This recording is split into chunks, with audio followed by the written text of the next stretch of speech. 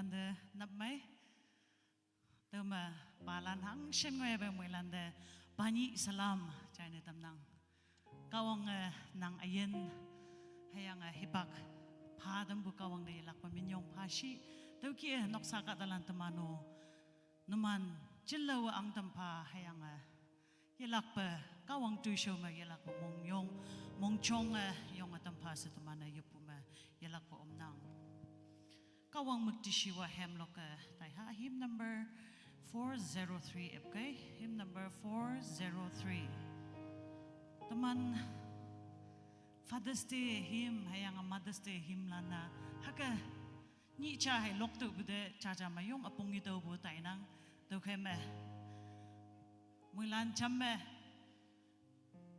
kawang de yelak ba phanna phabu pai lokatai hau sha nan pheng nang hymn number 403 kadok me apa yayang ki yanang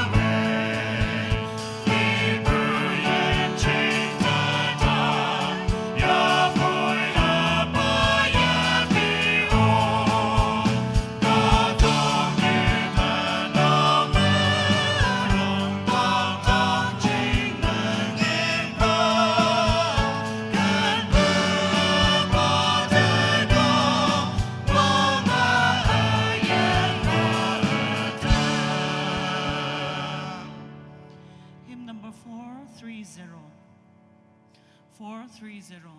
Hadaw apa katok. This is my father's world. Tamana palanya nang nya boy. Iya linga taupu. Imana linga taupu de yung minyong palak syunang. Sapa yung bupay. Hayang magpi pa ichi yang boy. Taman apalan yinang bulan ngoya boy. Kawang de iya linga taupu. Hadaw de minyong pa tamana. Akaloklak anyo iya de mikti shiwa tamlak. Anyo ngok pulano yelak pakawang de minyong pa kay nang ba ayen may mongolak chingna. Okay, tanap yelak pa kawang de mikti shiwa pa ibuki taman chamshen yo kawang de yong yang hadaw hem yelak pa lokatay ha.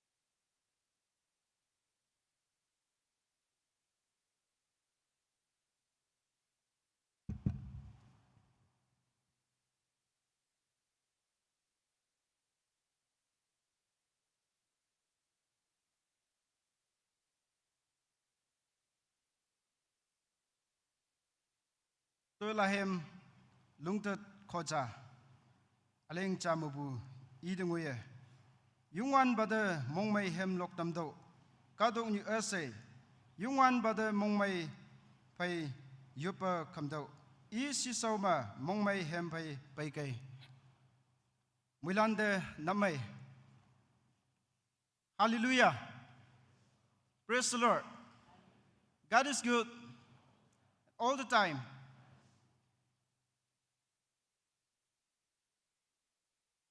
Krisama Wang Simpai Taibu Taman Pei Tinyi Bubu Speaker Reverend Nyumba Muyanga Tikon Soching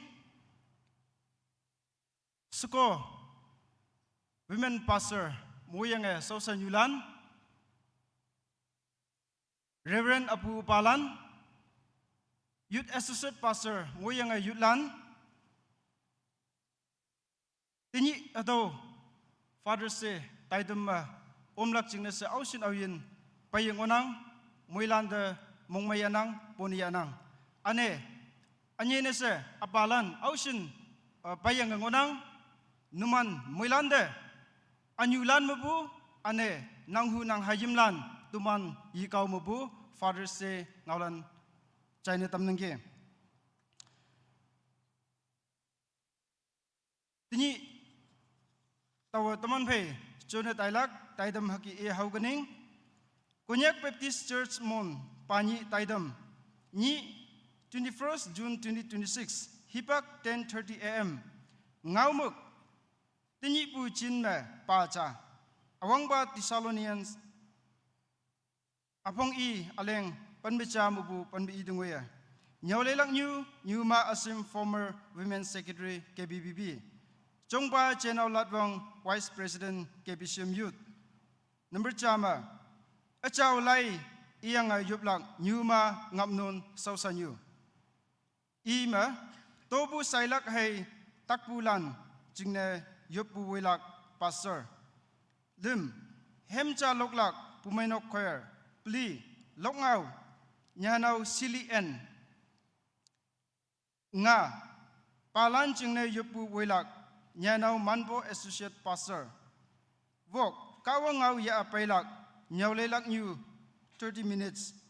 Nit tuitama yoplak akung. Tini tamane chunlak tay dama haki ngonang. Singlak ngaulan iyang olak hibak yanlak jingne. Teman be yonga yaha hongli mongmayanga tamyanga lokele tambu worship team lande yonga mongmayanang kawang numan ayan tuisaude cinda muiman tamsi. Sa number I mengopuki number cha mengopuki achaw lai iyang yoblak jingne sausan yuda hipak epatam nangge.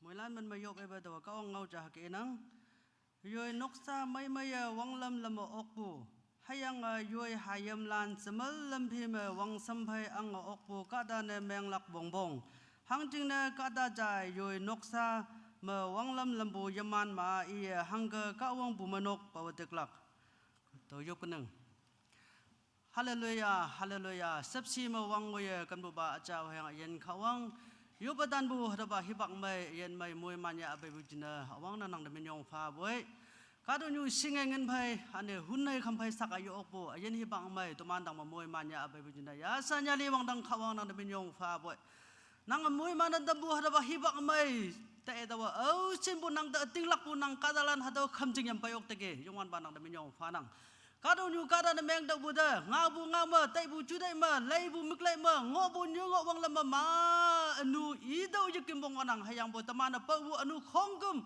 hadau khamjing wang da bai phai chamja hadau anu nang awena tampa o yongwan ba chi so anya na hadau ba ni ja ja phayo samai bu ni kado nyu akan phi ma yongwan ba kawang palan de yinon bu ni nang atumanda moy manya abai ya sanya li wang dang khawang na menyong pha boy O yungan ba chiso anya na atam haro tai dama omlak tina paihu si buda takai din bo kaya judai mong sang bu leng ma au singo nangge yungan ba iman dio mai dam bu sapche nang pha dam si hayanga atam mai ngo yang phaida kadu nyu nu haying hayanga palan atam yui noksa bong jong ma yui hayim lan phai mong mai ngau no I yok bu atam ngo nang bai wang dang khawang iman ayano kado nyu takai din kado nyu seushi bu man bai ba iman yahao ilak ba hadau khamjing danang awoy pai tampa o yungwan ba kawang hayanga mabu kada payong lan yui hayam lan hayanga yui nok sako nyu lang anga do yanga yimching ba mabu natan balan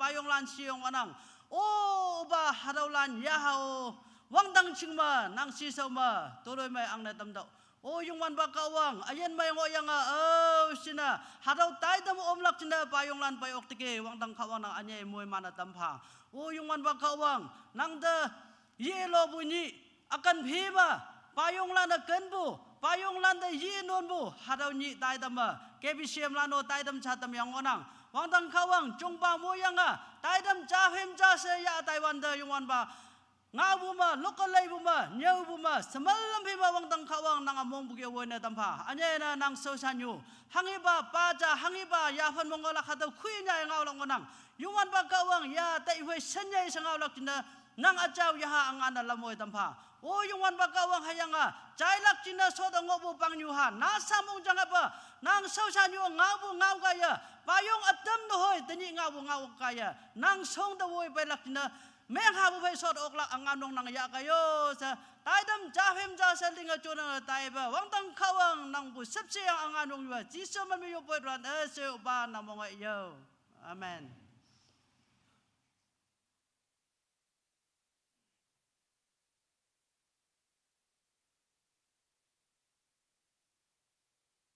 Yo patambu sausa nyude minyong panang kawong muiman.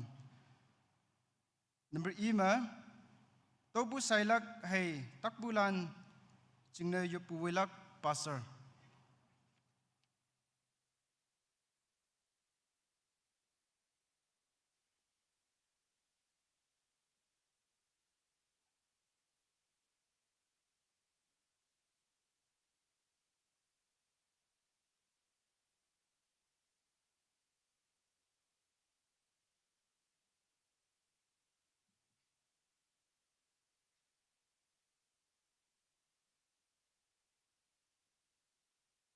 Yongwan ba mikti siwa bufai yitlo tamdo.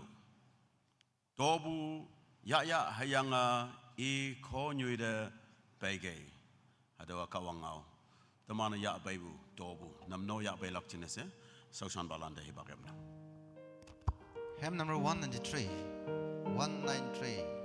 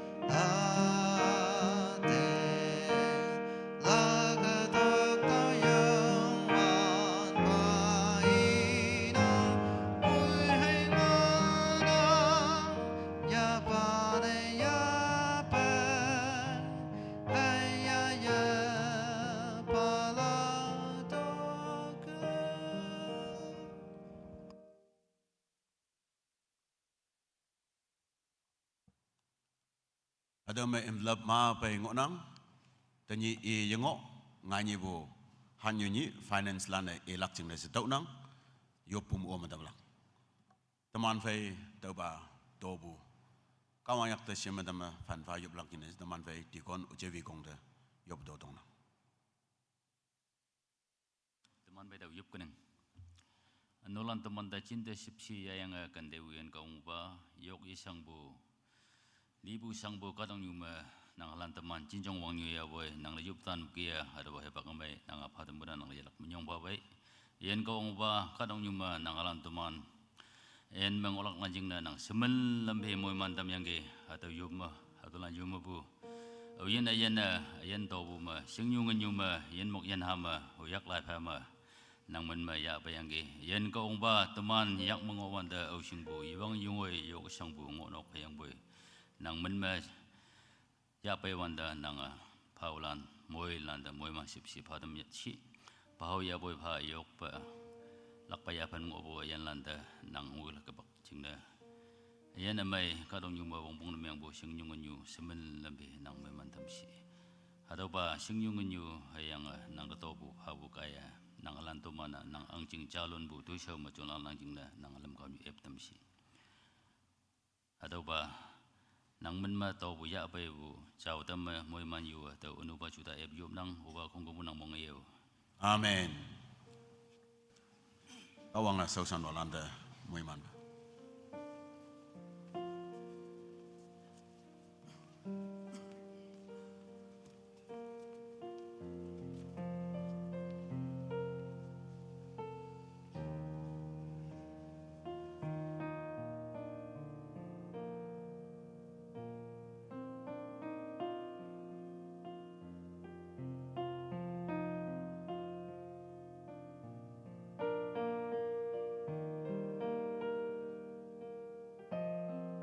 special prayer nang chingne no nok chingne ayam chingne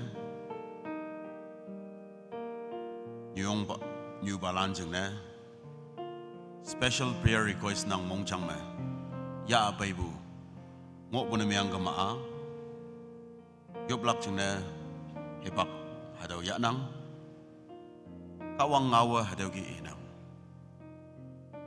obo mong hembu me maya lak ai mong chang o maya nang hapoi ating pa dai pu bai bu ayen pe mong maya manang obo tuman ayen me mai gelak yang ma si do yemai bengai lak ai mong hem ma nang obo mong hem ma daya bai ayen maya puna nyang nang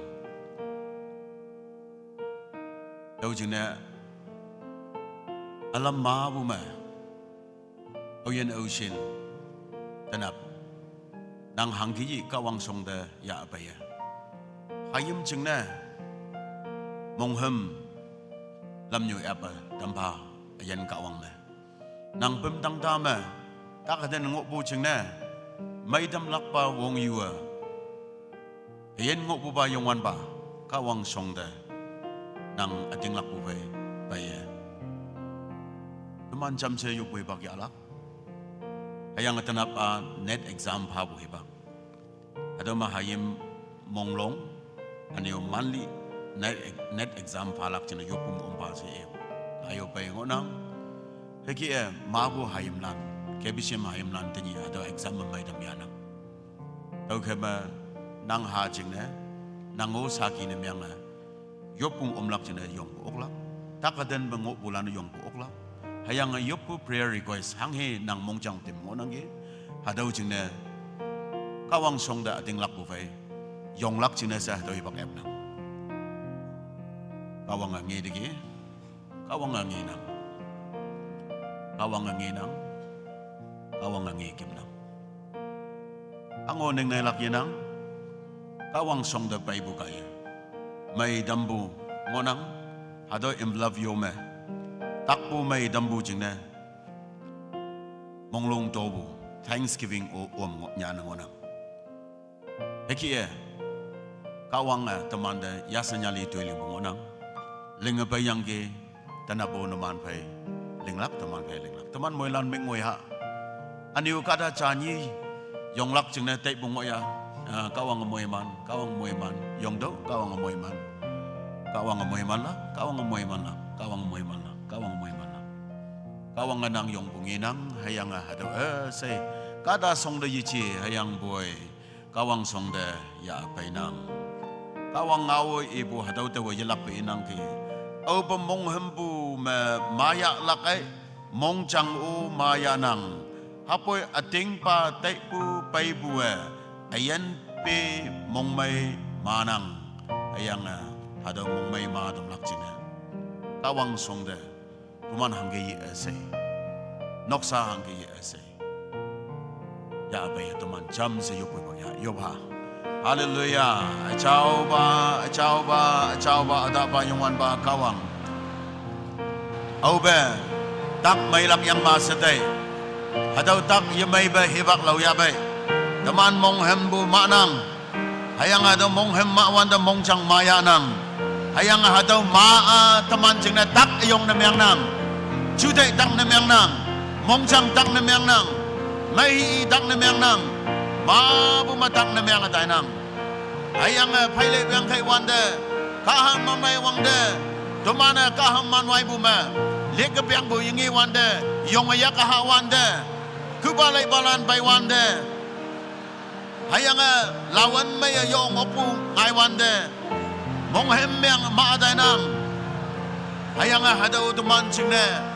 Mongchang maya nang hayang tang na myang atay nang hayang boy kawang nang ngau ibu kia I will restore the years hadaw ibu kia awian na usin na bada mo yung ngonang gi mabu yafan menye hebak hangsan lendiki hadaw wang bianglan wang dang kawang yemabu yafan ma tak may damyang mong may ala ya apay na dampa yok usang mo mabu mahaw pay buching na mong hemma daya yang mong hemma bua mong chang maya dam yang mahi me yui ha yogi sang bu jeng ne yui nyu yui ba adang siu bu jeng ne nok sa dai jeng yang wei bu jeng ne ma bu me maya ngonang bai adau maya bu mong chang dang nam yang daya ang yen ocean sanga so ji bai ngonang ge adau anu kawang nang sisa bu om bua anu nang awena dam yang ba awian ocean ating lak bu bai anu chane kawang nang song da bay nang hadang anu nang awenadam daw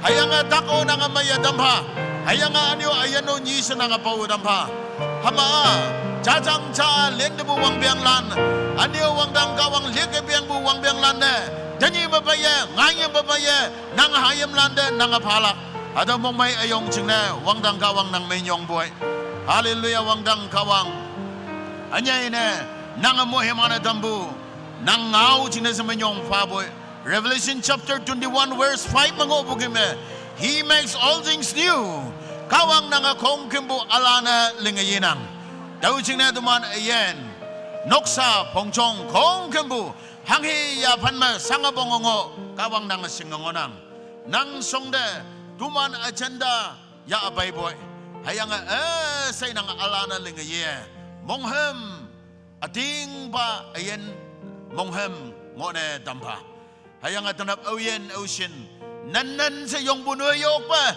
takpu sangbu bay ngone Nazareth Jesus Christ namaido be healed in Jesus name hallelujah be restored in Jesus name Jesus Christ naman ayen alana lingi damdo Jesus Christ naman hadaw takpu sangbu maido sa nang sausan ba daw wangdang kawang nang mabuwong yuwe jisuman me maidam bu wong claim na myanga receive na myanga nang hayam lan jina fan fa yum nang hayang tanap oyan ocean net exam pa ngo kebi she mabu hayam lan kawang nang taidam kaksu ngai na dam okpo lam nyu abadam dos yum nang tolana soba nang mongay yew amen kawang moy man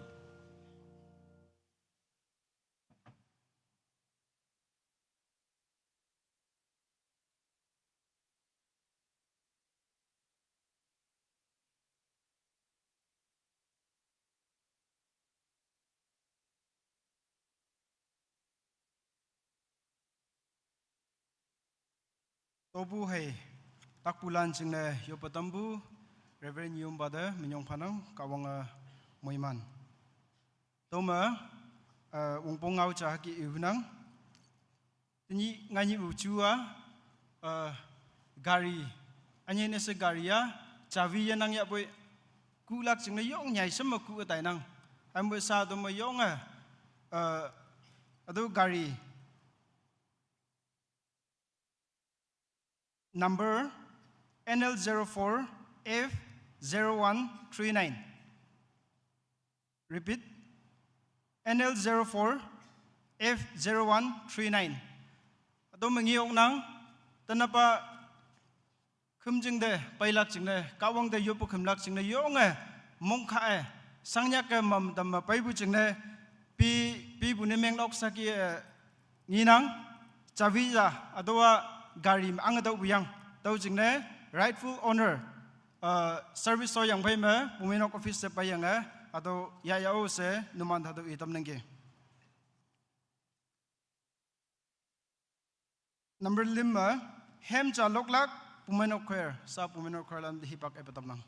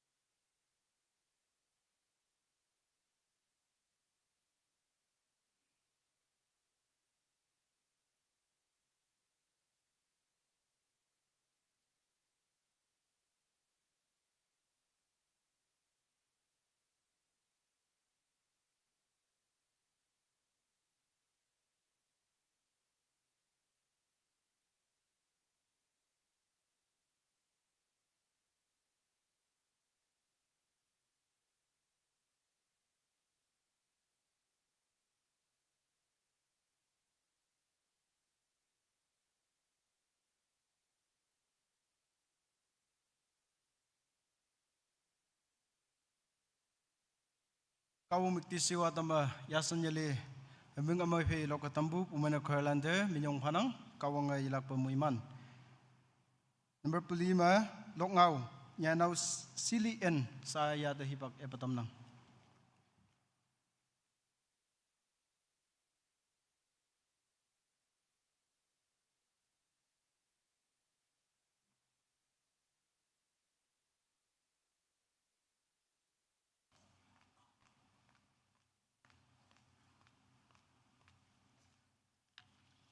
Mulan de mai awang ne apalan mulan de Happy Father's Day salam ngau chain tamnang sa taman pe to ilak lok ngawa apa phangma nyailem amai hangko nyuha ayana apa phangma nyailem mainang hangko nyuha ayana tani bu ni nyu amai chingna minyong ha apa nanga songnu lapa apa nanga noksa chingna tokwan apa nanga min okcha se alam cha noi ibu yok nang wang hengoi bu muiman kaya asaya teaching kan ngui ong nang simil lamfi nang ombu kaya minyong lak alam ma ngonang apa nang mongyong bu a may new sine yong nang apa nang chudai konchong a wang san halan pangbu ki e hayang e kadok nyu de pi lang e wangai tamnang kawang e lingpu yoma apa wong senang selingtam apa en ngau bu ngau meng a ken bu wong ngau nyu ayong apa a chinte konyau pa amai yoi ba a hon yoma hun so amai cha apa kan bu a yeng chung lubu sene ka tang tau bu bai satau mung sang mong miang mong bai asai nana opu bai hipak asai me mong mai sida sa apa ni pon wau nang apa ni mui man ni apa yaha ka wang te panapanang apa celawa tampa yim ching mabu apa lante amyang winter me yaha tuloy maya angsi o ka wang yim ching mabu apa nang yaha umbu kaya yelak pa mui man pa amen.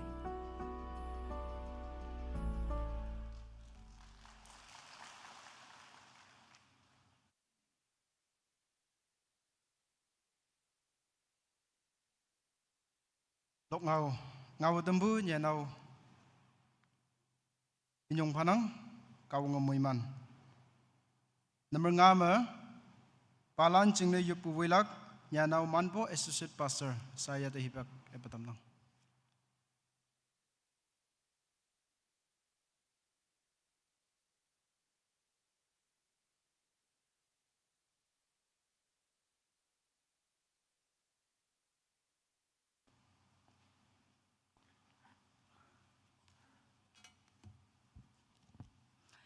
Awang na palanda nyulan hayanga hayam hayanga huyam lan mapu awang ba mongmai bu palan mongmai ni Happy Father's Day atau wish na mga tamnang kawanga numan ayen emay me chalaw sang shawa mo yamana tamsi tawa apalan chingna yopu hipak hadaw prayer points iya atay ba kawangaw itam kawangau cha tau kia inang tat ngau apung ta aleng nyit Proverbs 20 verse 7 kakshu bu ka tawa ta tau bu yinang bu ayen cha na winang i paido wui bu hayamlan muiman bu pa payamlan da kawanga muiman pa awang ba ma payamlan ching na se temane yublak prayer points hadaw ki ngonang awang ba ma payam landa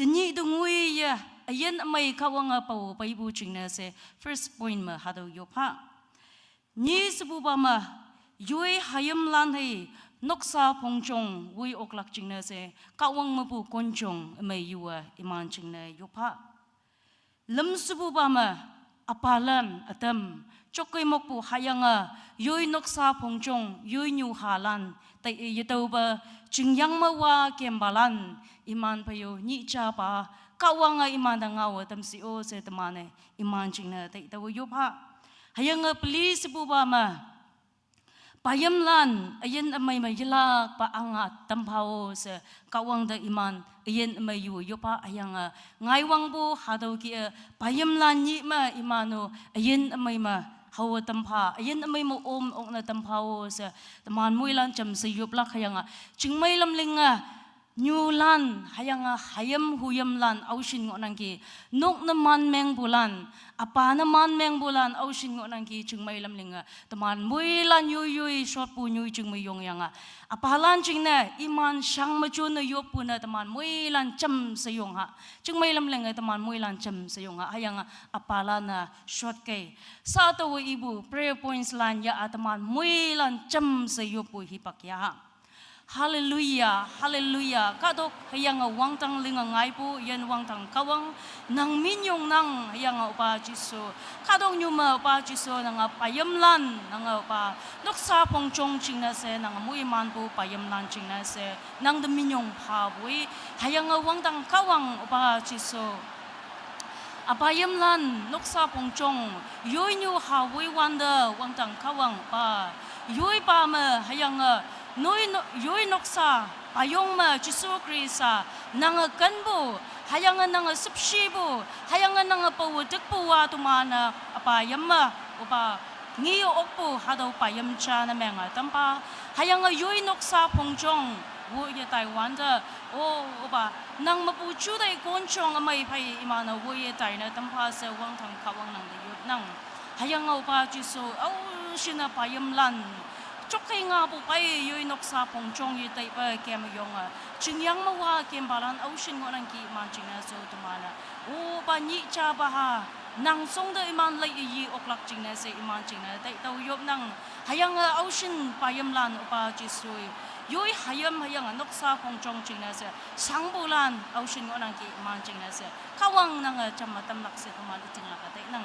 hayang tini payam lan ni ma ocean katalan takai sang puma upa aro payam ni tai jam mai om opau kulan jam ngo puna meng kama iman chingna so nang mapu mai tambu nang mapu subshi yu nang pa o wang thang ka wang ngai wang pu ha dau tai jam mo sumai pu kam man pu klak chingna se wang dang ka wang upa Jisu nang mui man pu payam lan yen chingna sa minyong pa bui hayang wang dang kawang pa nang nalai na payam lan yoi noksa pongchong pawudik lak chingna sa yoi nyu hayam da nang kanbu haulak chingna sa anyo nang shipshibu nang pawudik bu ki pawudik lak chingna sa mui man pu payam hayang yoi payam anyo yoi noksa payam lana kanbu hayang imana pawu tikpung iyang uba nang kanbu tumana mikshaw mali oklak jingna se nang mikshaw mali bu hadaw payam lana menga tampa se nang diyop nang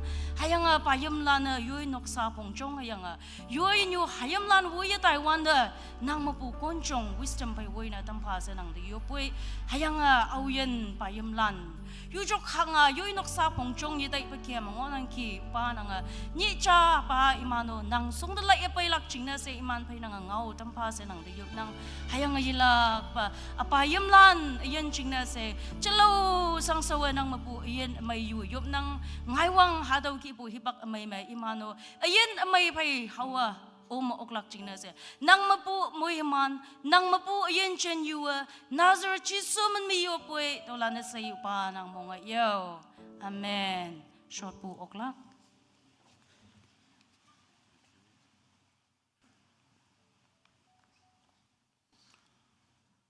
Taman fai palan chingna yupu wei dambu associate pastor nyano manpo da minyong bu fanang kawang anyai muhiman Pumanok sucinggaye palanda yupu dambu dokter anu acing habu hengau tim yang wanang Daga semai mai bu siong yong bu nanga sakhang bu yau palan nok sama hayam lan jingna nyong lan jingna yoi jingna hayang boy pumai nok a palan numanda bumanok so chinga wangsem ayong honang kan bu honang hado bumanok mapalana yo onga wongbong hayang atoman jingne tokwan se e shibu ayong pai ajinga bu hingo timyang ngonang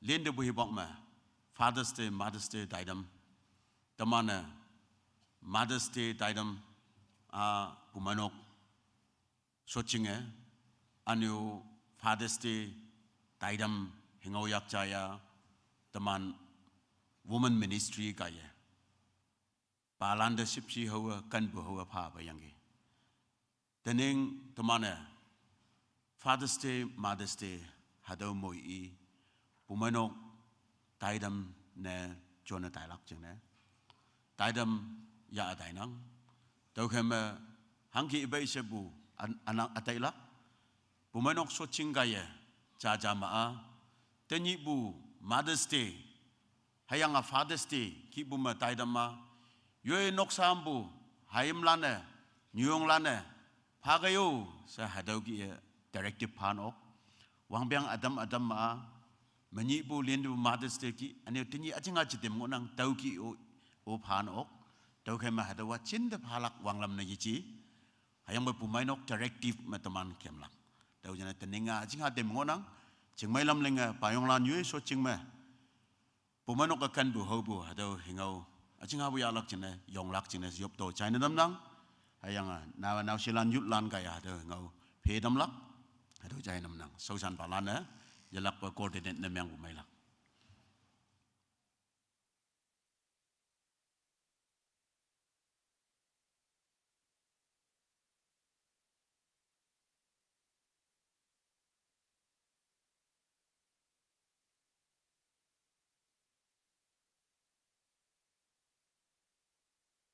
payong lan yong kai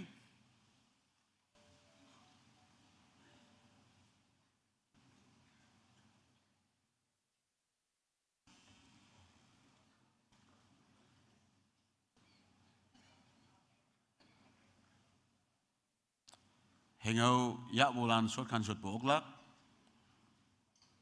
hengau wang man tim ngonang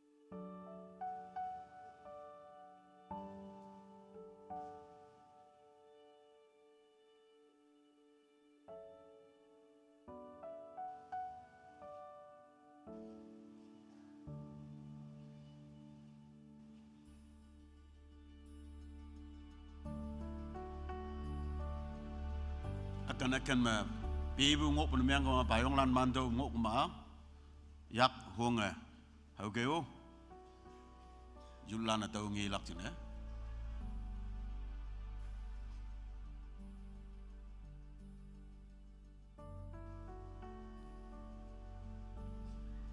atok ki koma hengo mando bu payong lan cengok suya atok ki koma mando bu ngoya yak hungai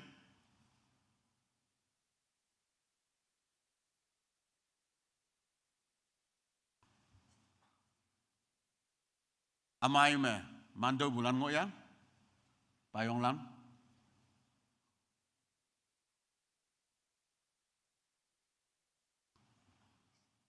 hengo wang mana timyang ki payong lan cingne hajalim konga hai timbu hayang bo tai kema tonang muki e nyong lan cingne hajanga timbu Mother's Day me koi kolim pai pai lele to yang gi tenya nang jang to ngok gulak ki nginang teu jingne men's ministry teman palan yelapa kawang ang jing dui de mong pa bu bong bong yoi nok sa phong jong sa jingno mong pa bu bong bong hebak fi me palana apano umiang hayang husband yui soko jingna nadan umiang nang hakia pumai nokte hayang noksa de numan contribution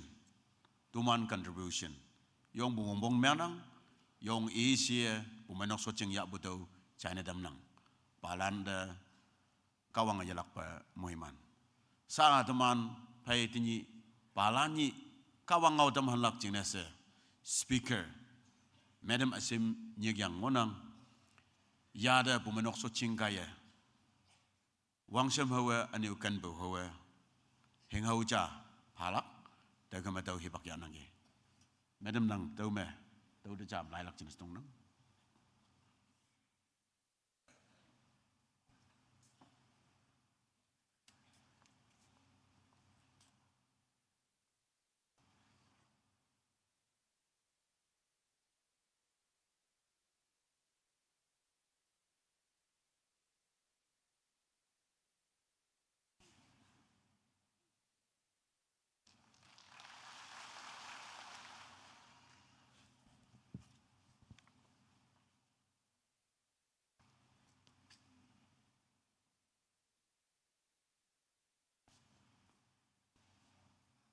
Palan jingyu petambu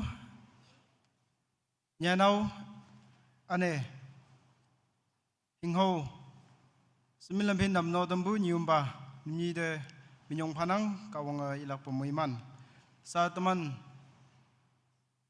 kawang ngau ya pailang unang tokai speaker pun ya pune teman mui lancam seyong ha sa kau nyau lelak madam de ipak epatam nengki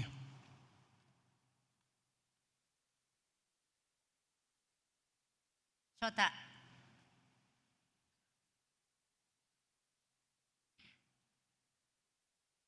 Tawa Laija Ihunang Joshua chapter 24 verse 15 Joshua chapter 24 verse 15 Sha numana yungwan ba shau ye shan gama numana ohi ba shau shan lakai tani mu lido yang yin kayanga numan payam lana shau shan bu kawang lan yajima amol lan kawang lan oyen kamagma numan ngonang hapui tau hayang tinok nok salan tamana yungwan ba shoshan lak Joshua chapter 24 verse 15 anyo 1 Thessalonians chapter 2 verses 11 12 hang jingna numana singnang iba yui hada John buki numana numan lili de hengadam hayanga numan wong nang na dam hayanga sadi pango kawang shoma wong wibu ayen ngolacing na awa numan I yui angjing hayanga mikishiwa tangda nik hadawa kawang au ngonang dawa janda isya tebu jongba ni jongba ni yumba shoshan yu shoshan balan ayi ayonglan anyo jambu kung anena apalan numanda yong mong maybo anyo minyong pabo china tamnang tani hasan apalan yupnok da bay okujing na numanda anyo hadaw ma umbu apalan anyo nokma ngobulan imando Happy Father's Day teman mungjang mabu pona yanang numanda kawanga muy manshi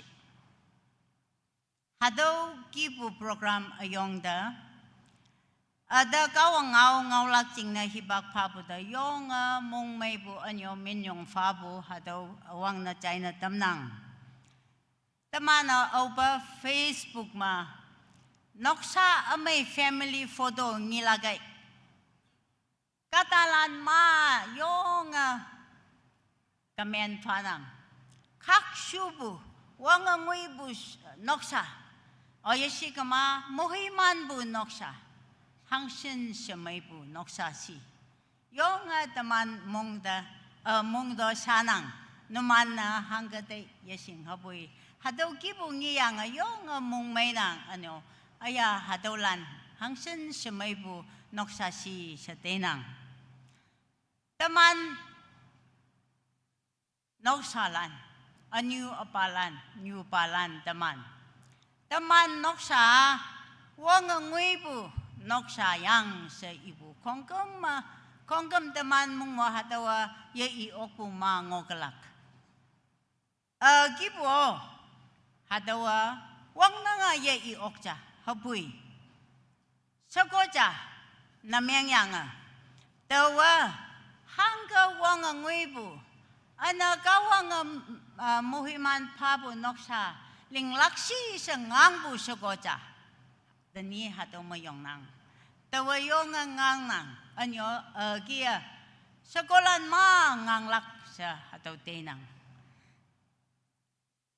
dani tawa ngaulak ngau meka dani pujan ma baca hataw behind the topic there is also like the father's role in today's generation abaca dani jin mahangi tuisho linglakshi hadaw pa niya Sonora Louis Smart Torch sa Menbu sako 1909 ma akung wangyanggi inu lipu pay iba John Torch sa Menbu iba yung sangyak noksa na mano nahalanda na mano jongatam hadaw ngiyang hadaw sako government page hadaw pa ni ngo oklak jing na yung hokyang iya tuiling bujing na teman hadaw pa ni ngo okbu tani teman hadaw observe na mengnang tani ngay ni apa ja au hisi teman ja tiha teman lewan da abaja au hisi si keman na tan yu baja ngonang iya yung important figure noksa majia kungtap majia chat majia yung important figure ja ngonang anyo song new kia wong nang ngobu abaja ngonang jongwan ba ngonang protector anyo iya lai nhau ba yesi kama kun nhau ba a teacher ye ngona anyo heng bu pa bu kata noksa majia yubilan pejia iya heng bu pa bu kata jana ngona Apada nahalan na hanggatay bushi. Research na meng bulan na iyanggi. Apa wongo bukata. Apa yan bu. Yan ibu bangonang. Apa nalang bukata. Apa nyawalay buma yung may bukata. Apa naong may ja hero. Apa hero jangonang. Nok sama Jungwan da anyo pawatik po. Jungwan ba anyo pawatik bukata sa nahala na hataw tenang. Anyo on the other side hataw iyangki. Apalan na nahalan da hangshin influence yesigma impact ngo bushi. Sigma anyo lana 39% impact ngo nang si inang. May mabu apalan may mabu influence na mengpo. Anyo apalan na 67% hadaw impact ngo nang si inang. Hapoy new bani na manoa na halanda bawitik kama 74% ngo nang si inang. Hangsin may busi. Apalan numanda hangsin mung hama. Mung yung numana nahalana numanda lenang. Sigmund Freud hadaw iyanggi. I cannot think of any need in childhood as strong as the need for a father. Nahawanda. Apa kia apa dokter. Wang pong na meng bua apatok sa hango yate sa hataw iyanggi. Taningay ni taman hangsin hanghi chen mga busi sigma. Yung media control na meng buchen mga nang. Yung let's say digital age information chen mga nang. Sa mam sa daw bu information. Anyo katalana hataw chen da Generation Z yesigma Gen Z sa niknang or Alpha generation so niknang. Tokay taningay ni youngster lan imanda Gen Z lan sa hadaw inang. Asungwan da ya oku yataw oku tuinan jiya hanghi jiya ma nyasya mataw oknang. Anyo tamana juwan yu jing. Jahakia means global village. Tamana taningay niya. Katok niya global village menbu ngonang. Tokay tamana hanghi alaw ganda foreign katok ta jiyabe hanghi ngay sa taman sing oknang. Lebu jama tani World Cup taman kongkum online lenang. Tokay hangsin sepajam okpu nyai sema ngo okpu sing okpu katok nyusi. Yung patpu, yung toklebu competitive katok nyungwana. Informational overload sometimes, or sometimes misinformational overload. Anyo tamana climate change, wang yin chele bukatok ma. Politically unrest. Taman politically siya yung unrest. Hokpu, ya tension ya okpu. Hataw mango na. Anyo crime, sikama. Yung increase na miyang bu every day. Tawkay taman, ayan na, dyan na. Shipnik po mango na. Job pressure, taman na halancing na. Job ya daw po. Kam ya dobu.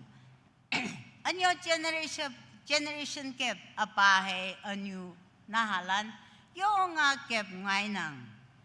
Anyo nahalan siya. Yung confused apung ya dobu jen. Economically siya tamana yung maya doloy maya ngohubu yin. Ayin. Anyo hakpala na yung hak nang. Tuinan bulan na yung tuinan ng ngay nang. Anyo, taman katok nyo we are driven by wants, not by need. Hang hi wong bong hado the yele hapui teman hang hi yahu hado katong nyu kia teman ngonang. Etik na meng bu ma ngai nang media the phone pay etik na meng bu drug etik alcohol na meng bu ha haying ma etik na meng bu may ha bu da etik na meng bu ma ngai nang. Anyo teman ayana online ma 500 kadalanto teman connection ngo ok nang habui even 1000 habui nang ayan ma cha ni he nang pay ngao nang relationship nil. Anyo teman ating lakuma teman ayan ma ating lakuma yung te amin shift na meng nang itu hosana hoy na. Itu isong logo ako takwa tu hosa hoy na no hoy na. Yung pungya to bu. Anyo teman na shift na meng bu. Ating lak po ma haka ngay nang. Tokay tanibu jen na tanibu jen ma apa cha awang ba hanghi linglakshi. Itu isyawa hanghi si. Kawang singbu kata jana meng lakwang pong. Hatawa tebua hatawa awang ba tuisyo. Asungwan da Israel bungauma Jewish apacha. Kawang singba apacha na menglak. Hagalay ma noksa ya fen lili ma. Iya noksa da no oklak. Yasigo ma yak teklak pa na menglak. Noksa sangwan da tui anyo adu bay wanda iman oklak. Okay. Israel Jewish ayanma. Apacha kawang singkama. Hatawa ayan lingatam nang. Nahalanjing ayan imana lingatam oknang sa inang. Tamana hatawa Deuteronomy chapter 6 verses 4 to 9. Matthew chapter 22 verse 37 dalay kamayong hadaw Israel bungaw ma kawang singpu apalan tuisyo ngi oknang.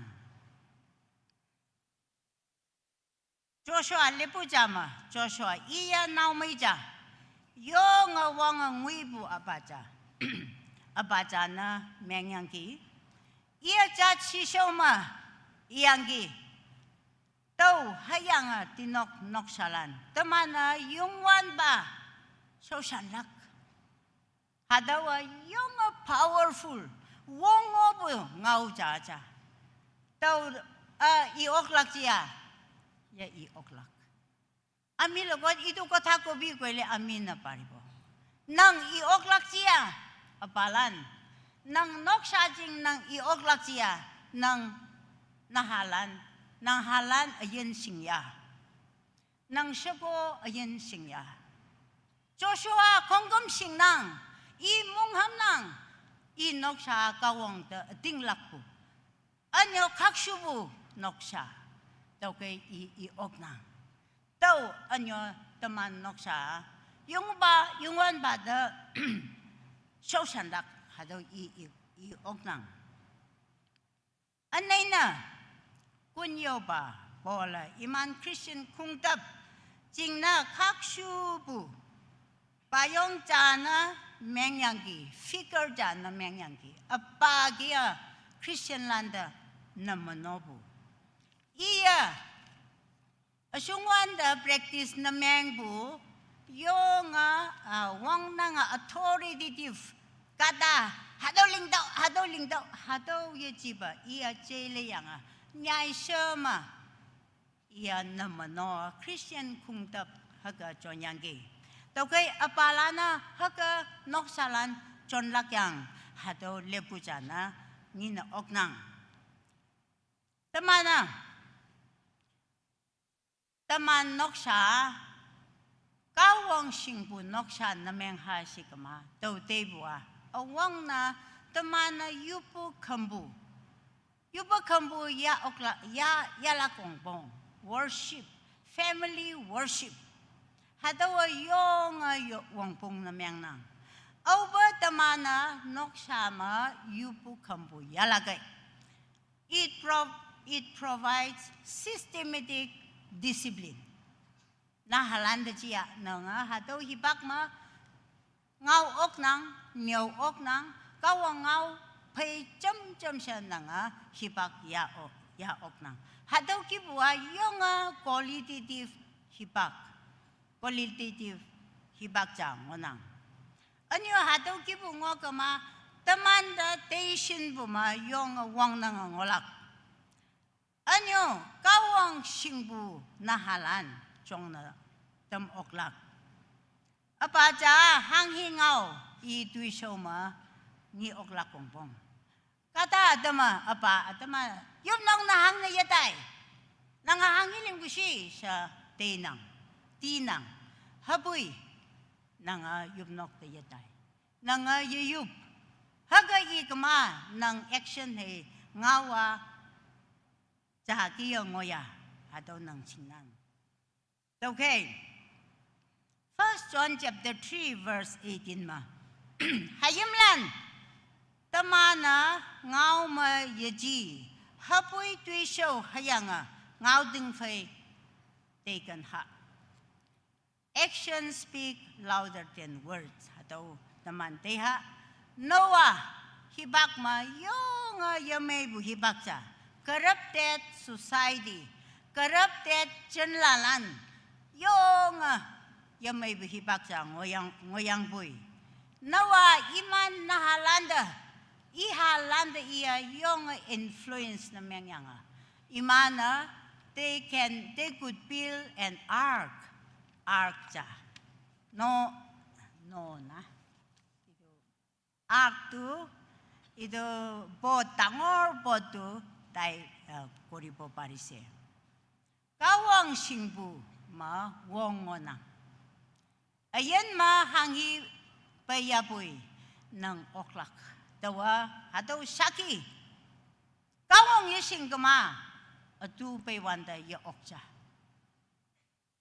Taman ye dai nang haboy nang kawang singkama oklak. Ye jelelak. Ye yapoy anyo yong yanga nang tai oklak. Ling oklak.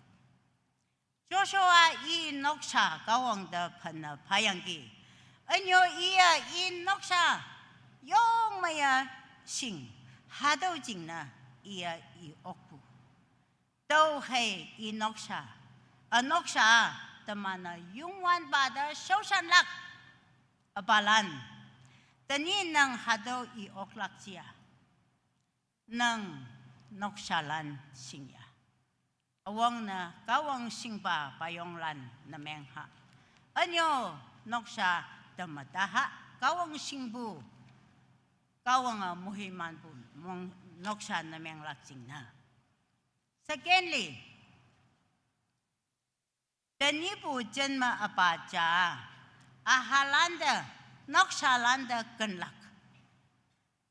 To love your children, to love your wife, to love your neighbor, to love your society or nation, whatever. Kanbua angan wong manang. Tamana New Testament ma apaja kan bujang lewanda yasanang. Hadawa Luke chapter 15 ma buha. Hadaw bungaw taman ni oknang. Iha hasan bo benbu. Tuiling yapoy. Ida ameng winang. Amen win oknang freely. Ilayi wanda. Pona yana. Shapsiya kana apa pona yana. Hasan meng tayapoy. Hadaw yateba apa kanang. Tani ngay ni noksama kanbu yanangbu. Bankruptcy of love. Hadawa ngin ta ibu saya ji. tuy nan bu sai ji hapui bankruptcy of love kan bu yan nang bu kan bu ma tuy nan bu anyo inanyai bu ma tuy nan bu anyo respect yan nang bu ngau ya jai bu tuy nan bu hado taman nok sama ngonang research ling yambalan imana ibua apa yakan kema nahalanda hangga effect na meng busi kema 55% crime tui meng lingbu crime I don't know pia kam kora pacakan na malnu loko malo chur kora crime hadaw tui ma 55% increase na meng nang sina 40% na illegitimate birth sati yayaba nahalan puna tembu 40% effect na meng nang apa yakan gama 30% teenager lan suicide na meng nang suicide korigana mura ini ka bisi jay ano 7% na juvenile itu 20 above years na pungjakan chur kara manulukot mara rape kora idukan ulay hangsin sabusi yakan gama kan buah kawang kaman pabu ngaugeng pabu nangakawang da uwang na kandaw the first commandment second commandment nanga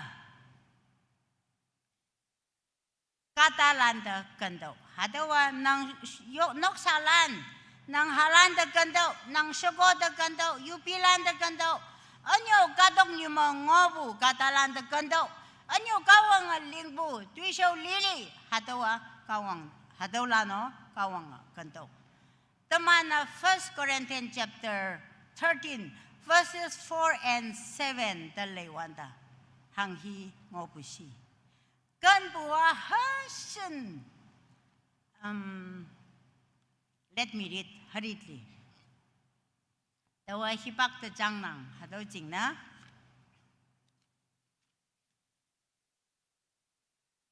but here kan buah nan okpu Taman nok sama nan okpu yanang. Nangakan kama nan okpu ngolak. Sapsinang kan buah magyadak. Yonga lawa yaho. Oh yada, not proud. Yesu bu yelling kan buah yui jingna hangu yayam mungsi yangay. Yung mungsing ay buyang o taman nok sama. Haboy, nangayakan kama hatong ay lakay. Kan kama hataw yung ay lakay. Haboy, asay pay sunang. Asay da mengnang. Asay pay munghambu ang nang. Asay pay nan oknang. Hangsin powerful. Wong opo kawang ausi.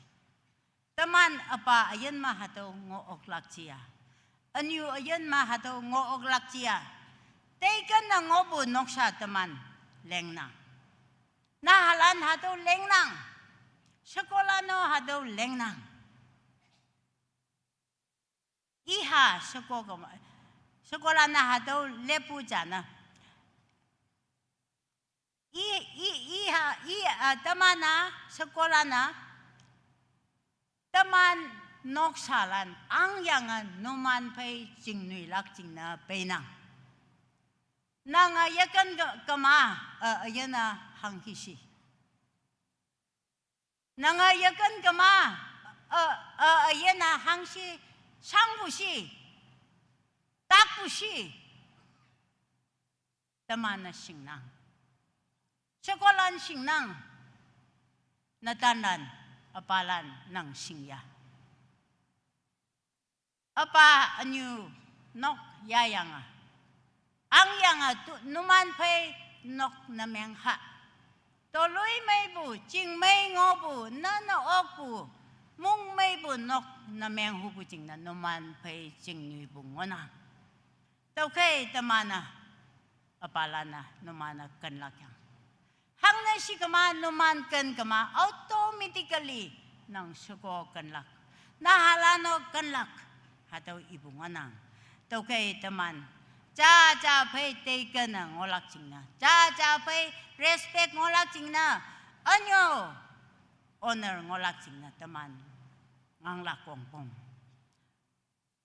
nanga kan kama hataw yachung ngonang si inang yachung si kama unconditional love hataw taw pabuda hataw nang lainyo na hataw pabuda hataw yachi hangsin pawatik po hangsin ngin daibu nanga investment po hangsin hibak yayangan nanga namanobo hataw lilia unconditional love okay nok sama hataw apalan hataw ngokama jingmay ngopo nok sa nameng nang tani po dyan ma apacha hibak palak wongbong nok sa landa hibak palak wongbong apalan hibak pa nok sama nahalanda na monopua yung wongbong na mengnang chute he jilo maya develop na mengnang sa inang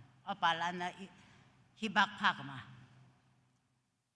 anyo wanglam maya chong na tamnang anyo nang samay po hibak pa ngokama nahalan iman lain yo buma improve na mengnang sa inang.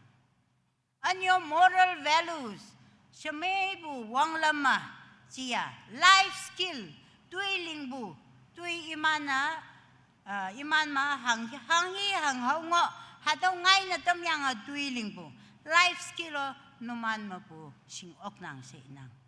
Tation po ngo na tamnang sa inang. Okay, in the Bible ma, Abraham, Jacob, Job, imana hipakya ihalanda. Kawangaw, nyaw yanggi. Anya Jewish ngaw kam. Yung maya. Nyaw yanggi. Hangi sigama, iman jing hadaw singama. Iman ayen lingnang. Nahalana ng hipakya hunang. Nanga papu fi. Yung nanga lain yo lakching na yung nginwi na panang. Hapoy nanga hibak pakama. Nanga nahahay ng ayan ma trust. Cha pay trust pilap na mengnang si inang. Tawkay nang hibak yung nahalan siya. Shokolan siya yung wongpong aja. Money pays fees, comfort, but time builds trust. Atong wanang. Proverbs chapter 2, verse 6. Nahaja da i hangga ngolak. Nyaw damdaw. Hayang oba i lungmay na menglagay iya tauba day taulak. Naha shokwaja hadaw iyangki. Tawa hangi wongbong kong kam daw nang hapuy. Apa taman jing hibak yapaok. Iya kan bu yeshing. Sakoja siapa apay. Siap yang hadaw iyangki. Taman konjung school mangowanda. Hadaw siya hostel mangoyangki. Anyo iya yung lonely. Apa kan bu yeshing bu jing na. Apa hibak yapaok bu jing na. Iya siap yang madam ajing na yup na tam kay siya bayangki. Hangsin nahalan ng yahubushi. Nang hibak yahubushi. Nang singya. Nang halan. Nang pay. Abni logot kilibule mo na se. I know, taman ahulan ngo nang nokma. imnia apa paywanta nanga outpost mongoya boy nang paywanta hipak winyang iman pay ngoto iman pay na manoto sa hato ihunang in short apa nang singnang nang hipak ya nahalanta kunta hangsin shot kunta hangsin mobile mango nang singnang jingyang ma hangsin kem nang singnang hapui yung sinyawa nang hipak ya ho ngobwa nang sekolah ngonang nang halan ngonang a parental home where you can eat together, have fun together, pray together. Nyuba ngobu noksha yahuna mung maya cham shahabu mung maya kawang pay yupopu hadaw yahuna Paula Thessalonilanda hengbua apa ihalanda kan buki namanda kanang anyo wang nang na tamnang tokay naman kawang shoma wang wibu ayen ngodo wang wibu sikama nang tui shoma jia ngao ma jia wang wibu kakshu butui lingdo hadaw pola ipung ngonang Jailebu petbu katok nyuma teman ngonang tokay kawang singbu apaja na ngolak jing na ngangha Joshua kia noksalan kongkem no kawang singbu noksa ja anyo teman noksa kawang sisoma teman sosan lak sa yongbu noksa na menglak jing na ngangha Let us be reminded that we need to be God-fearing. And our children, our family need to be filled with love. Sokolan, apalanda, wongshama, taman yaha. Tamano, ajinga, nana, noksha, na manolak jingna, ngangha. Complaint box, taman, complaint box, ngobu jingna. Natanan, jingyang mo kem hunang, nok ma yayihu, hang na sikama, sokolan tek, hadaw, ma ngobu jingna. Okay, sokolan tamana, hadaw nana, nok siya amay. Anyo apa yamay yaboy, nang natan ba yamay yaboy, tawa yung hope. Nanga yung munghambu anglak. One day my husband will change. One day my son will change. Hataw hope. Kawa nga hataw ibukay. Kanbu. Ngolak. Anyo, munghambu yan ang bukatong nyo. Munghambu yan ang bu noksha na miyang laksing na taman yalinglak. Anyo apalan. You impact more than your wife. Abni laka may kibrado nang parahi kaile pajakan pisiloy. Itu kane you are very important. Abni to pisi important. Nok sama jia. Society majia, pumay nok majia nangayong important kata jan na mengna. Okay, nang hipak yahuna, nang kanbu yahuna, nang kawang singpo apa na mengkama, tamana, yung mungay nang, anyo, tuloy may bunok siya tamanling oklang, kawang may mansi.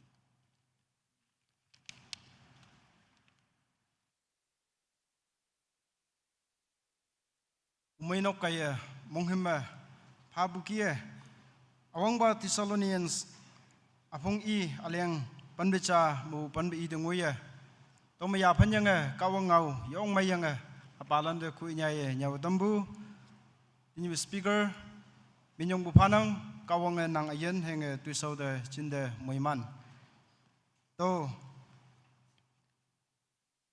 jinghabu sa kim khaima ngau pha cha mai ngau lak jingna si yong hipak lowe yo patanyeng ki จิงหาตมันเพย์ correction จาลีเออิสิกมา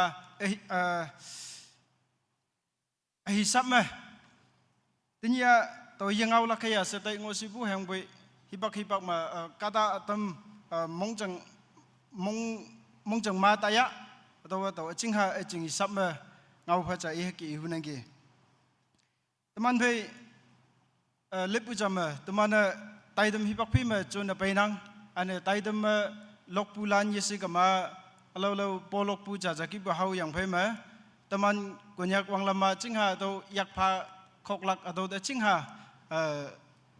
ใครบุกี้งี้ไปนั่งกีตัวจริงเนี่ยตัวเคล็บในเมืองบัวยองเฮมลกปูลานจริงเลยสุยองไม่นังตัวเอาสินะตัววงยังเคล็บในเมืองละไกสินะลกปูลานอิมันsatisfyในเมืองนังทีนี้ตัวมันลกไปเฮมายองไม่บุจิยองไม่นังบุยเซอิมันฮักเกมงหุมมาแต่นังมงเฮมนังอันนี้วังเพ่งจ่าอินาฮัลันเดตัวมันอิมันมงมินไม่กันนะเสตัวมันตัวนาฮัลันยิกปุ่นหัวตัวยักพาขกอย่างตัวมันยิกนังตัวจึงในงุยกลักฮิปอกมือออกปุสินเนี่ยตัวมันตัวอิมัน encourage ปุจารีมงไม่ยับปุ่นในเมืองมาตัวมันมวยลันเนี่ยตัวยักพาขกปอยองไม่ขกเขาเสียตัวอีตำนึงกี้อันนี้ตัวพิจำเสจ่าทีนี้ตัวตัวไตดมยาวันเดฮิบักยูบุลันงอกมาตัวตัวยังเอาลักเสไตงอสิบุแห่งฮิบักยูบุลันยันนังบุจังเนี่ยป่ะตัวตัวงาหูไตนังฮิบักจ่าจำตมันกาตาลานะ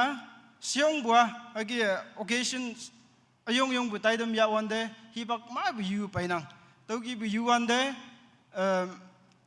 เจอเปอร์เซ็นต์ล้านฮิบักยีพากมานุมันกาตาคุ้งปลีงางวยฮิบักยูยังไปลักตัววันนี้ฮิบักยีพากมานุมันมงจังไม่ลักอันนี้มงเมียงลักมุปุงไงลักโนตัวกี้บุงลักตัวจริงเนี่ยทีนี้ไม่นังให้บุงลักฮิบักมากี้บุ printed program ยาวันเดบ้าอาศัยจริงไงยิ้มไม่บุกี่อย่างนี้นังกี้ตัวกี้ฮิบักยูหูบุญเมียงมาตัวกี้ไตดุมอายงยาวันเดนังนุมันคุ้งอิสิกามันยูลมบาลมนี่เชียลกคูบุญเมียงมาปุไม่นกลันเดกอลเนเมียงยังตัวมันฮักกี้ลกปูออกลักเชียเสฮักกี้ตรงกับมาไม่ปะกี้ตัวฮักกี้ไตบุจังเนี่ยปังยูฮาฮักกี้จำวันเดจริง suggestion จารีฮักกี้อาคงดีตำนังเงาวันเดปอกบัวตำงอกมาอเมวินตำภาเสอาคงเดยยบตัวบัวตัวเงาลันอีตำนังกี้แต่มันจำเสลกเลยลักจริงนะเส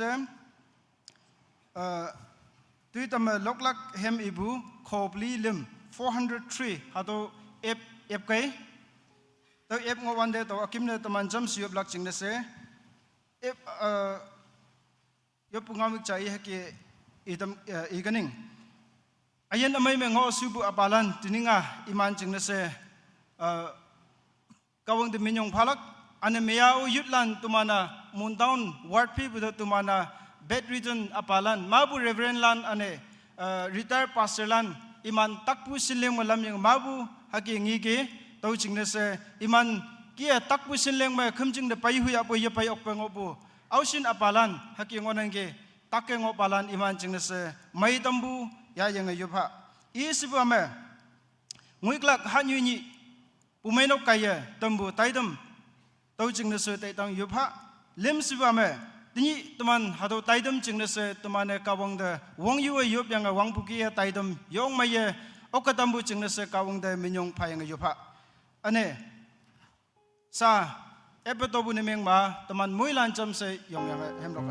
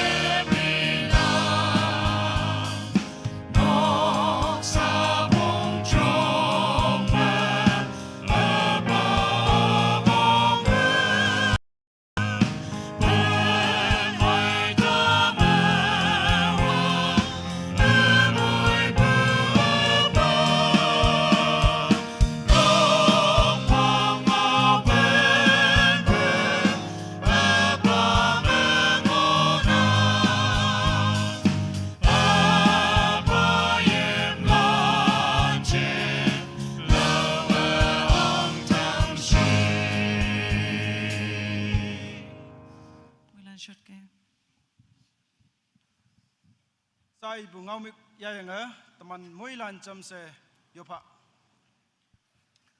Jauh ba yen mung tang kawang upa. Nang de kimi nang ba minyong bupa boy. Ye hibak heng yen amai tang makawang nang tumande. Yipi bunga kawang nang tumande pawa yoma payenge. Kawang nang achau ba minyong nangge. Ni au ba efisiem. Umaino kayo ba hato taidam tam ba. Nang de wong yu yang yop yang lembukie. Ini hado pa ni jengnasa uba taidam pemingge. Ini ausin hado hibak ma ayen amai me apalan mo suya bai. Iman ayen jengnasa uba nang de minyong wan bai panengge. Ane uba kawang ini takai tenbu yapan ma. Kem jengdo ne bai yopu mabu reverend apalan. Mabu nang sausan palan nang sausan yulana. Takpo sinlang malam yang ngi ke iman ayen jengnasa taidam yukuwai. Muik lagi hibak jengnasa pa kawan iman ibu angan nang iman de nang apatam siyo. Wong dang ayen kawang ane yulak pa inya nang de kadunya kan bi bukatala na yop patanyeng ge nang khong kumbu nang okopay tambu chengna seminyong bupa boy may no kay nguik lak hanyu ni yalak chengna sa tambu taydam tambu kawan nang yaha chaw lamoy bukaya samay sa upa na upungi na tamha uba kawang ane yilak pa tinyi ito taydam ma kawan nang de wong yuyang yopa kungwang bukiya upa taydam chab macha sa nang lamoy bu okopay ge kawang kawang nang de minyong bupa boy kawang sa nang yihalan tuman yuy kandiyan ni taining isa nang achaw kamjing yamanga bai bu manye sa kawan nang yaha chaw tuman de chake nang apaw ti kang atampaw se yani dai pe nang de muhiman mong angan yu nge nazir bu chi so kres min yup nang ge upadala ase na mong yaw